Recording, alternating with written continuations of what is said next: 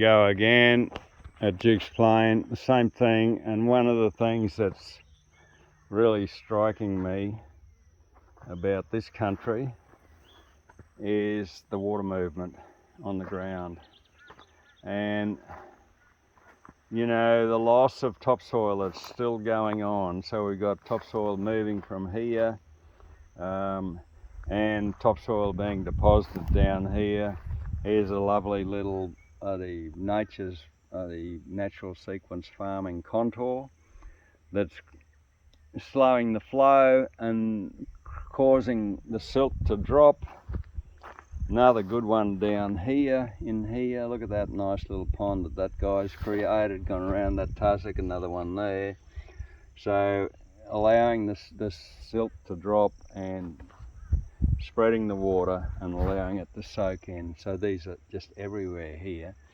But I guess I'm looking at this landscape and saying that a major problem in this landscape is the water that's running on top of the ground. And there's a few things. We recently did a natural sequence farming workshop at Charleville, west of Charleville in the Mulga country, and it's a massive problem there, the loss of topsoil and the lack of plants under the mulga. So a lot of that country now has been taken up. The farm we were on out there was taken up by the carbon sequestering brigade. So somebody was paying the dollars to sequester carbon from the mulga, but part of the management was thou shalt not touch the trees, because they're the things that are sequestering the carbon. Meanwhile, this problem is a plants under the trees problem. So we got this soil loss and this water loss that's going on. And as they lock up those landscapes for carbon sequestration, and you're not allowed to manage the trees, then this only gets worse. This progressively gets bloody worse. And that's what I see is happening in here now. There's litter moving around, there's soil moving around, there's water running off the top, and that should not be. And part of it here, because this property has gone into the hands of a consortium for environmental offsets. So they have a management plan, and part of the requirements of the environmental offsets is they reach some ridiculous targets of percentage of canopy cover and percentage of height of the original scrub pre-clearing. And that will never happen. That will never happen. You know, this is a completely changed environment. And so between vegetation legislation and this environmental program, environmental offsets program, we are now looking at what I call a frozen forest. We are not allowed to mess with these trees. We're not allowed to manage these trees. And you know, I guess the ultimate in tree management is in the shape of syntropic agroforestry, where they plant trees. You know, we're planting 3 trees in the one hole, we're planting trees 30 centimetres apart, we're planting trees a metre apart, and 90% of those trees are to chop and drop. They're just growing biomass to feed the system. And you can imagine in here, if we're able to manage these trees, prune them, lay some of them on the ground, you know, just create that disturbance in the forest, and lay that biomass on the ground and let it come back again. So we can create growth pulses. And you can see what's going on here. This is a drainage line. It's absolutely pumping, because all of that fertility from up yonder is all draining into here. And look at it. We could have this fertility right across the paddock if we're able to manage the grass and the trees. If we're able to manage all the vegetation, we'll get way better outcomes. And you can see it wherever you go. There's this massive movement of soil and litter, and so we're not getting water infiltration. If I was in this landscape now, I would be putting in natural sequence farming contours, and man, I'd be out here with a chainsaw at least pruning some of these trees to create growth pulses and lay that material on the ground and let it feed the system and let the next generation of tree growth happen. And here we go. We've come up across a mob of cattle. So this place still runs cattle. It is absolutely ice cream country in terms of grazing beef cattle. But since it was cleared and the exotic grasses were introduced, it's been a process of losing fertility. And we've turned it around to a large extent by allowing the regrowth of these brigalow and semi-evergreen vine thickets and the eucalypt to come back. We've got the forests back, and we changed from a continuous grazing, big paddocks grazing system to a cell grazing system. That's turned it round, but it still has not done enough. We've still got so much more we can do in these landscapes. And look at these cattle there. They're looking pretty damn good. They're looking pretty good. You would hardly say they'd been without a feed for a while. But yeah, that's a brief review of what's going on in here and what is 1988. So how many years is that? You can do the math on that. But we've got change, but the whole system to me has now plateaued. It's stalled out, and it's a system that's now beginning to lose more than it's gaining. So it's losing with this movement. So when we blade ploughed in this stuff, the blade ploughing left this country so rough that there was not much water movement off it. But now that's all settled down, and the soil's starting to shift again. What I'm seeing in here, coming back to it after being away for a time, is this soil loss, this water and soil loss that's going on, and it's just like the system has stalled out. It's plateaued. There's nothing going on. There's trees dying. There's bare ground being created. There's bloody soil washing away. There's water and fertility being lost. We're exporting it to elsewhere. And if you look at these landscapes in a context of holistic management, we've plateaued. It's time for the next intervention, and that intervention would entail more management of all the vegetation community, laying some of this woody material on the ground, eating a few limes here and there. Man, they're delicious. But yeah, because the instructions for managing these landscapes is coming from environmental scientists who dwell in an air-conditioned office under a fluoro light in front of a computer screen, and they have no connection with the land. I lived on this property for 31 years, and I developed a connection with it. And I can see when I come back here, I can look at it and say, yeah, okay, that's working. This is not working anymore. That's failed. This is what needs to be done next. And you know, this is classic here. A simple thing like a cattle pad, and you know, we've got a potential bloody tourist attraction here as we develop another Grand Canyon. What a cash flow we can get from that. But look at it, a simple process that has taken this country absolutely backwards. And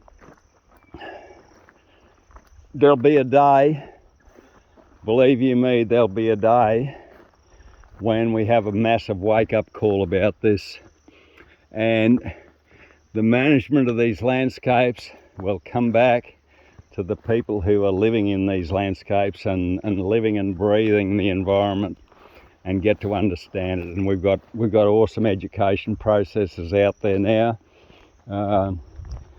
whether it's holistic management or resource consulting service, grazing for profit,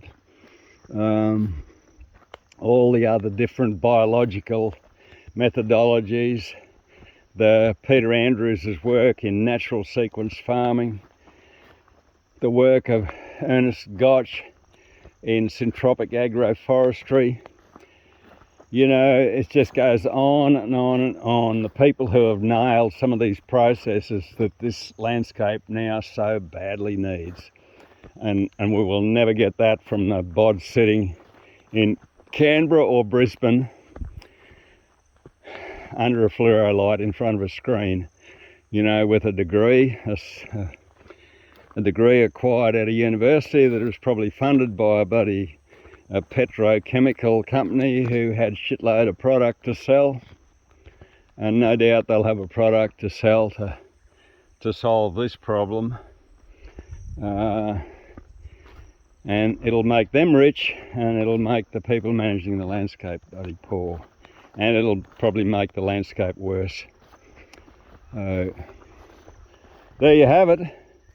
There's my take after being absent for a while and coming and looking, and I just see all these beautiful natural processes in here, like these little litter buddy banks that have been created, you know, by nature itself, that is starting to slow the flow, just starting to stop the soil movement.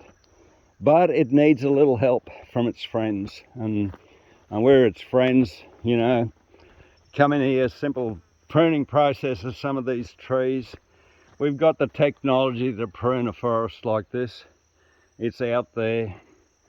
You know, it's just a matter of adapting it and lay a lot of this wood on the ground and the leaf matter, create another release of what they call gibberellic acid that fires up the next growth process. And it's totally a natural process, because it happens in any climax forest that gets hit by a cyclone or a big storm, and it lays that climax forest on the ground, and the next thing you get is this bloody massive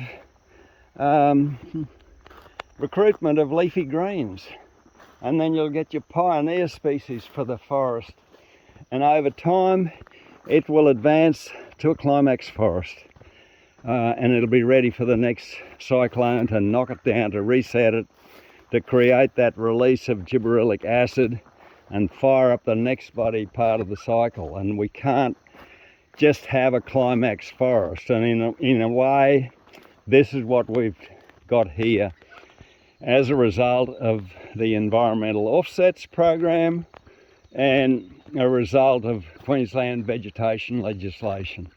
You know, they've put these things in, and the whole carbon sequestration bloody thing, like out at Charleville, where people pay big dollars to acquire, you know, these big areas of mulga, and they got no bloody idea of what they're creating when they lock that stuff up and they can't manage it, and the ground just gets bare underneath the mulga, and the soil loss increases, the water losses increase.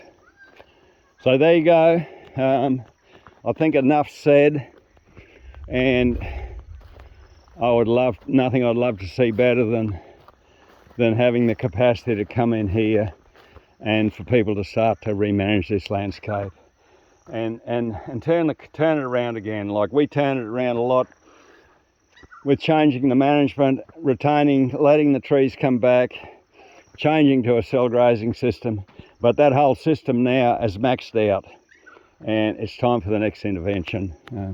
As I said, unfortunately, that next intervention has been fiddled with by government departments legislating veg legislation, environmental offsets for resource companies who are knocking over a bloody brigalow tree somewhere or a bit of semi-evergreen vine thicket. And just here we are. Look at this. You just look at this here and look at the amount of bare dirt here and look at the amount of soil movement that's happening here, and it's unseen. It's unseen by the legislators. They got no idea how they're doing this country a total injustice with their rules that are created by people who have no connection with the land.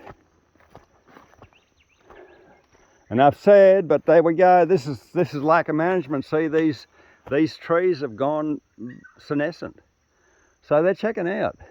It's all over, Red Rover. We don't need any more. We're going to die and create the change ourselves by dying. And nature will create the changes that are needed in here, but it'll take bloody thousands of years or hundreds of years. We can come in here with the understanding and the knowledge and speed this whole process up and keep this landscape in syntropy, rather than at the moment it's slipped into entropy. And I noticed this green panic. This green panic should be marching out into these areas where the buffel grass is away from the trees, but it is not happening because the green panic requires fertility, it requires nitrogen, and it is, in my view of it, it is still struggling under the trees here. If we're able to pump this system a bit and manage the trees, and start to manage the water with putting some natural sequence farming contours in, we could turn this whole bloody thing around and get it pumping again, and keep it in syntropy. At the moment it's in entropy. So if you don't understand what syntropy and entropy are, syntropy is when a system builds up, entropy is when it's running down. So this system is gone. In the time I was here managing this landscape and brought in the changes, we had it functioning in syntropy. It has now slipped into entropy in the last probably 10 years or more. We'd clocked up 20 odd years of cell grazing, 30 odd years of tree retention, and somewhere there around the end of my time here, that all climaxed and the whole system has now slipped into entropy. So there you go. I hope this gets to some of the guys in Canberra, Brisbane, some of the box checkers who make the rules that we have to manage the landscape by. I hope this gets to some of those guys and they will suddenly go, oh wow, that certainly makes sense. Let's look and see if we can create some shift. And this is really bloody interesting here. Look at this green panic here under these trees. Look how much greater this green panic is compared with the other side where it's flat on the ground under the trees. What is the difference here? The difference here, my friends, is we're in a 30-metre wide laneway. So this gets heavy traffic, cattle coming and going from paddocks to the cattle yards, and it gets really heavily bloody used kind of in that winter period, because this 30-metre strip becomes a fire break. Yep. So we're really giving it a kick with the cattle. We're creating some chaos, some disturbance. And as soon as I stepped across that fence, I can see the difference in the green panic. So there's one little difference, a 30-metre laneway that gets really high utilisation and then gets long rest and gets lots of cattle traffic going through it to the yards, and that has created some shift in the environment. So that was good that I didn't press the stop button on this video. I waited until I got over the fence and just see one subtle shift. And look at the size of these tussocks in here, like these green panics here, fully expressing themselves. They're getting up to where, you know, they're growing to their maximum. And it's called Panicum maximum. And it's important that all of our grasses get that chance to grow. Look at this. This is just chalk and cheese in this laneway and in the paddock itself. Bye-bye.